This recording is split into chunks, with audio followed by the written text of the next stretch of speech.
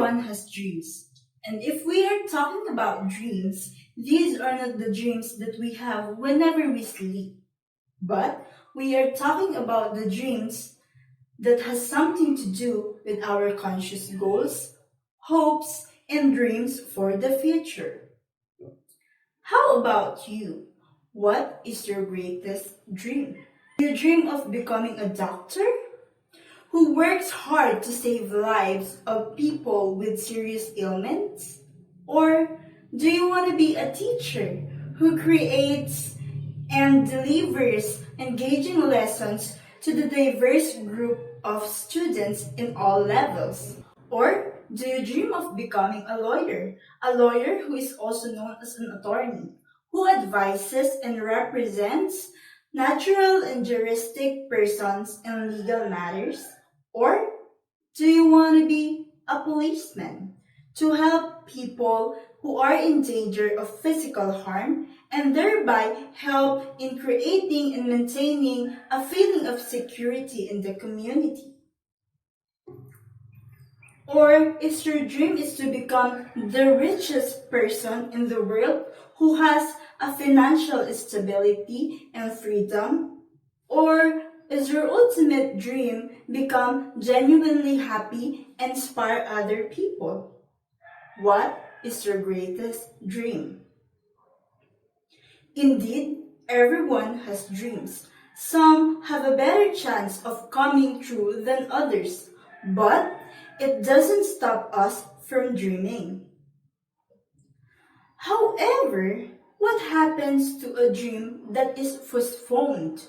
Or what happens when you have to put those dreams on hold? Think of this.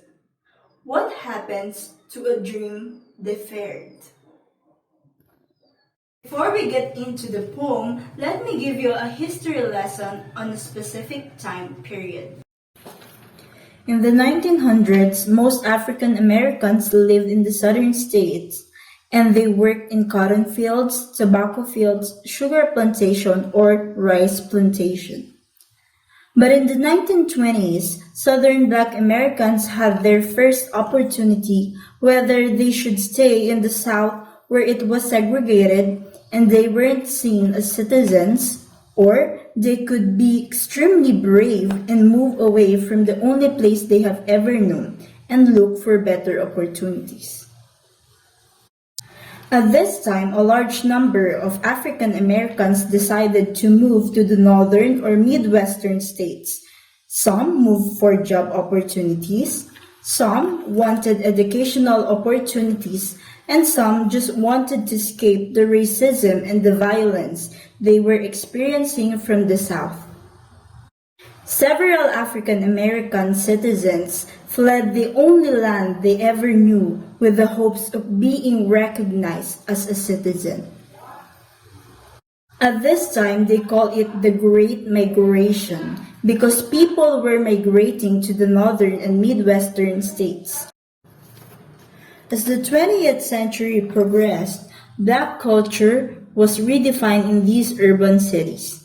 African Americans were able to write, to publish, and they were able to build businesses, and these were the opportunities that were never available to these people before.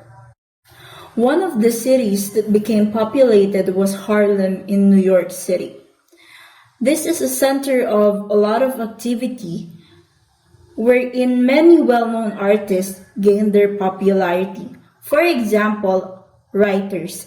Writers had the opportunity to write and publish their works and share it.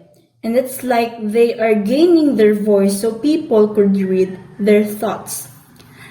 Generally, African Americans totally flourished with these opportunities, and it created a cultural revolution that rocked the United States. This time became known as the Harlem Renaissance. This was an exciting time because the creativity of the African Americans had been suppressed for centuries while they are working out in the fields. And finally, they had the opportunity to become the people they had always dreamed to be. They were able to share their talents and also have others enjoy their talents. Going back to the poem, one of the people who gained a lot of popularity during the Harlem Renaissance was Mr. Langston Hughes, and he was the person behind the poem that we are about to tackle today. Langston Hughes was one of the most important writers and thinkers of the Harlem Renaissance, which was the African American artistic movement in the 1920s that celebrated Black life and culture. Hughes' creative genius was influenced by his life in New York City's Harlem, a primarily African American neighborhood. His literary works helped shape American literature and politics. Hughes, like others active in the Harlem Renaissance, had a strong sense of racial pride. Through his poetry, novels, plays, essays, and children's books, he promoted equality, condemned racism and injustice, and celebrated African American culture, humor, and spirituality.